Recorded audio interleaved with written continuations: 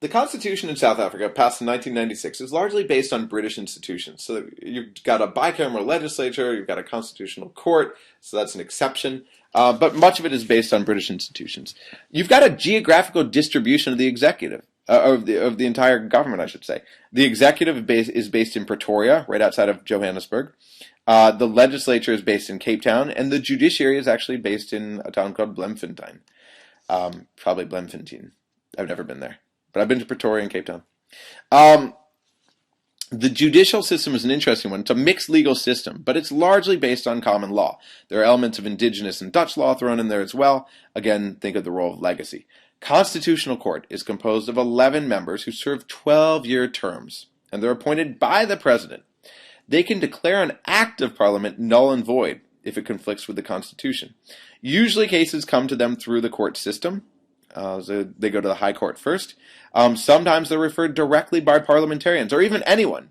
Direct access is rare. It's only in, quote, exceptional circumstances, but it's possible. Usually things come to the court, though, by working their way through other courts, so through concrete judicial review for the most part. The South African Constitutional Court has been quite active.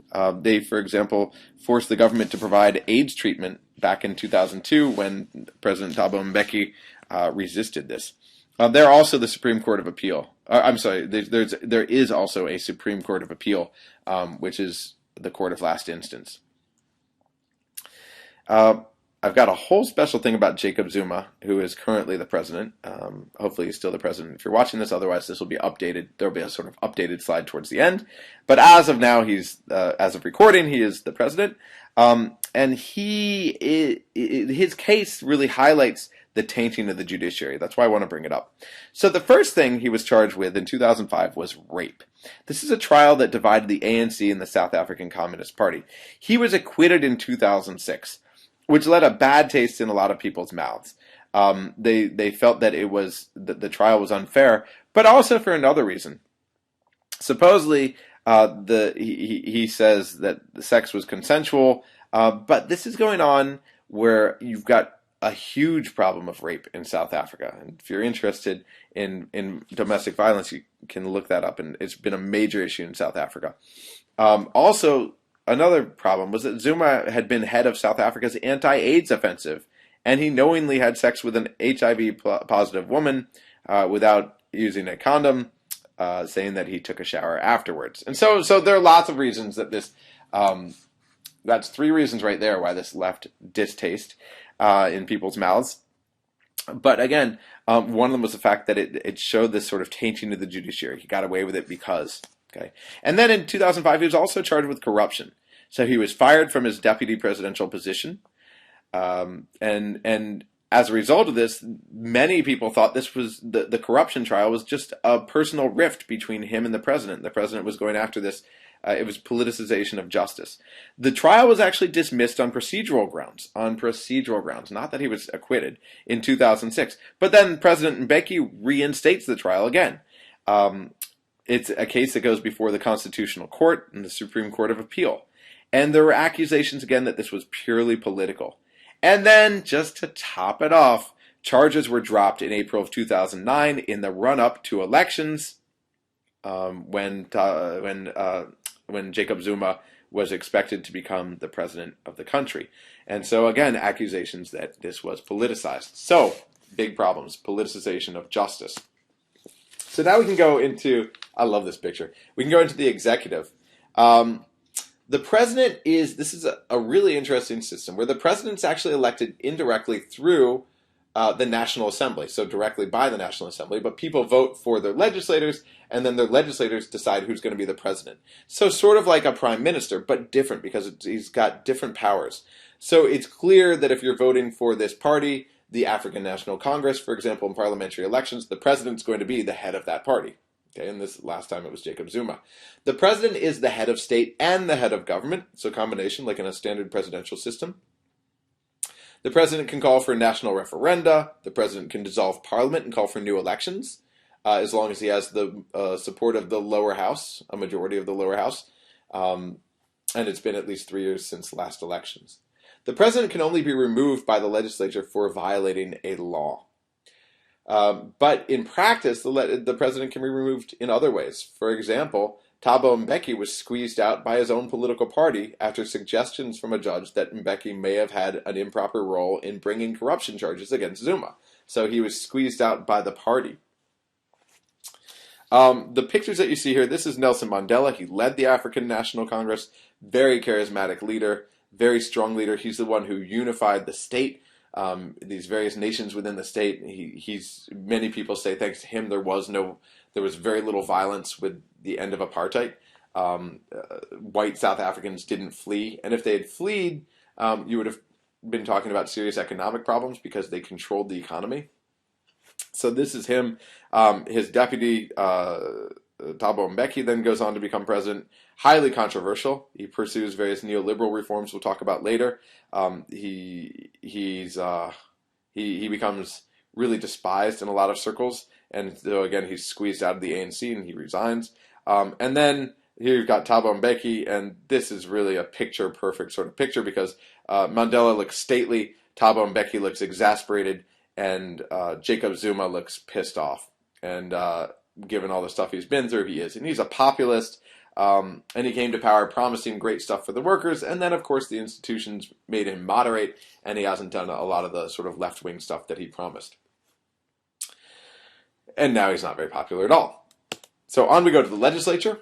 The lower house of the legislature is known as the National Assembly. This is where all the power is. Not all the power. There's a caveat that I'll get into. 400 representatives who come to power for 5-year terms. The vote is through a PR system. You vote for national and then for provincial on separate ballots. So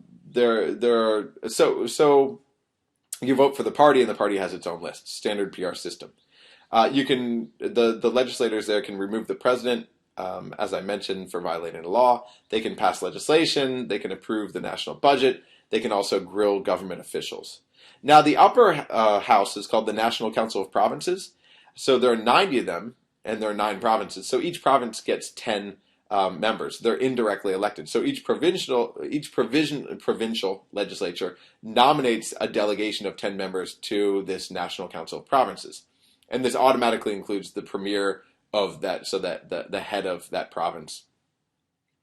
And it has to be in proportion to the political parties that are actually represented in the provincial legislature. So another interesting way of doing this. So rather than going out and voting for your members like we vote for our senators, they actually have their legislature draw it up based on the proportion of party representatives that they have. Now, the upper house is only influential when the legislation concerns provinces. So that if it concerns local government, these provinces, they can amend and reject it. But even then, a 2/3 vote by the National Assembly, the lower house, actually overrides whatever they say. I guess the one key thing they do is a constitutional amendment, which requires the approval of 6 provincial delegations before it goes on to the National Assembly for approval. So, there are these various powers that are endowed to the legislature through the Constitution, but the party system really makes them much less relevant. And I've mentioned this term before, these backbenchers. What you have are really a bunch of backbenchers versus these rabble-rousers. So the backbenchers are the ones who sit there and they do what they're told by their party who's in power. So it's a lot like the British system. So the African National Congress comes in, they make the president, the head of their party, the president. Then they sit there and the government tells them what legislation it wants passed, and they nod, just like Labour Party would if Labour was in charge in the UK. Very high party discipline. On the other side of the aisle, you've got the minority, which is going to stand up and yell about the legislation. They've got really no hope of defeating it, but they can at least frame it badly for the public. The problem is that MPs here are focused on satisfying their party rather than their constituents. And so internal dissent has really been hammered. You have very little internal dissent within this process. So in other words, with the ANC still dominating, if the ANC says it wants legislation, it's going to get that legislation. So there's an important lesson from this course, which are that institutions are one thing, but independently, they tell you very little about how the country is actually run. And again, so we can talk about Iran. The real leader is the supreme leader. You've got these other institutions that seem like they have teeth, but at the end of the day, bam. China, you've got this rubber stamp parliament. It's not always clear by the institutional placement there who's the real head of state as well, although it's become increasingly clear. In France, the president's not so powerful on paper, but tends to be in reality. In the UK, we've got a system a lot like South Africa. So you should be making all these connections. The parties have long been dominated by the ANC since it came to power in 1994. In 2009, the ANC got 66% of the vote. But in the run-up to actually taking power, it really moderated. So the ANC as an opposition organization or party, before 1994, the first elections, they had promoted nationalization and other policies on the left. Remember that they were in an alliance with the South African Communist Party. They want a strong state to expand employment and other social services, from healthcare and education to basic things like water, electricity, shelter, in a place where you still have people living in shanty towns. That was the idea, and that still is the idea, but they've gone in a sort of different direction, which we'll talk about when we get to the political economy. They're often seen by their partners as domineering, stifling dissent internally, and they can do this. Because they are the largest power. It raises the question of what a strong democracy is. If this is the party that people really support, 2/3 come out and they support, well, then maybe that's fair. Maybe it's not. Maybe it's not good for democracy.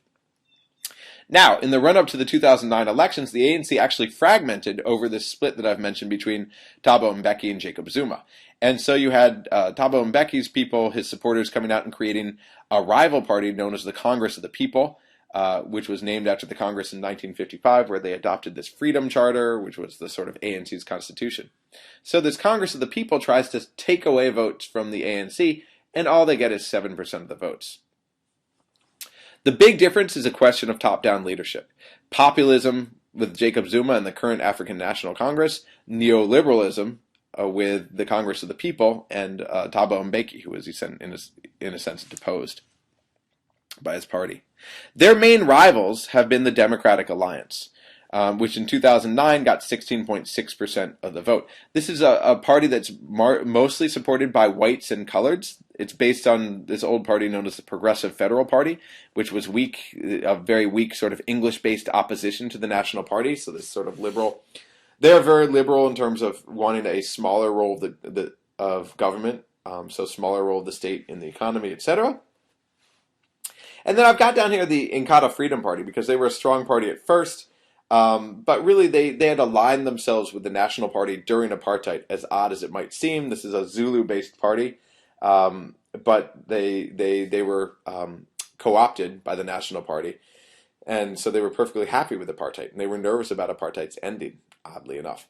And so they were one of the ANC's major oppositions in the district where I was living in KwaZulu-Natal, in that province. But today they're very small. They only have 4.5% of the vote as of 2009. The National Party really disappeared circa 2005. It melted into the ANC and the Democratic Alliance. So another important point to consider here is the threshold in South Africa, 0.2%. What this means is that you've got about 15 parties that come into Parliament. But again, that sounds great until you realize that or it sounds bad, depending on what you're talking about, representation versus governance, but most of these are minuscule. There are another 15 or so parties that actually didn't clear the threshold in the last elections. So you have a bunch of parties, but really you've got a dominant party and then a couple other, really one other real viable party, and then lots of little parties that come in. So, very important consideration.